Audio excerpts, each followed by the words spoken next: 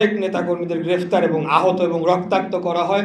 আমিও সেখানে সশরীরে উপস্থিত ছিলাম এবং সেদিন সম্ভবত একটা ঘটনা ঘটেছিল, আমি একজনকে উদ্ধার করে নিয়ে এসেছিলাম। ওই ঘটনাটি অনেকে আমাকে অনেক সময় মনে করিয়ে দেয় বিভিন্ন জায়গায় গেলে। তো যার কারণে আজকের যে আলোচনা সেটার সাথে রেলেভেন্ট দেখে আমি বিষয়টি উত্থাপন করলাম। আমাদের এখানে কয়েকটি কথা বলা হয়েছে যে মুক্তিযোদ্ধাদের তালিকা, অবশ্যই মুক্তিযোদ্ধাদের তালিকার বিষয়ে আমরা সকলেই জানি।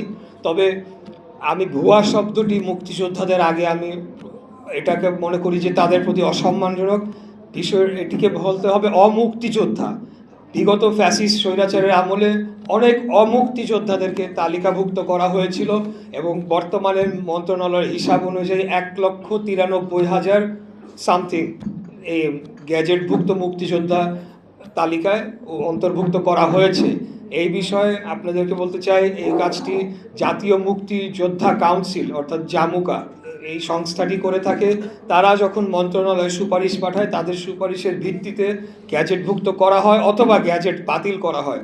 আমরা মাত্র 30 দিন হলো আমরা সরকার গঠন করেছি, তো এর মধ্যেই বেশ কয়েকটি আবেদন এসেছে, কয়েকটি গ্যাজেট বাতিলও করা হয়েছে এবং 2-1জনকে অন্তর্ভুক্তও করা হয়েছে।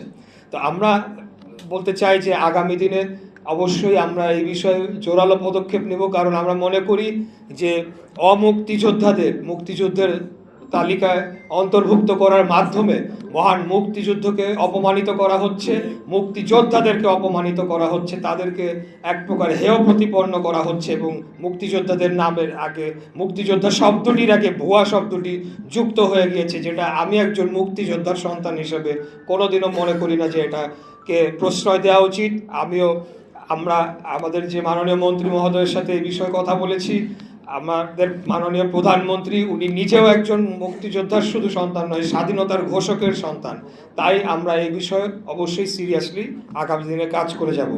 আর আজকে অনেকগুলো বিষয়ে আপনাদের অভিযোগ উত্থাপন করেছেন, যেটা অবশ্যই আপনারা করবেন, অভিযোগ উত্থাপন করতেই হবে। কিন্তু আমি আপনাদেরকে একটা কথা মনে করিয়ে দিতে চাই যে সরকারটি কয়দিন হলো গঠন হয়েছে আপনারা একটু ভেবে দেখেন তো।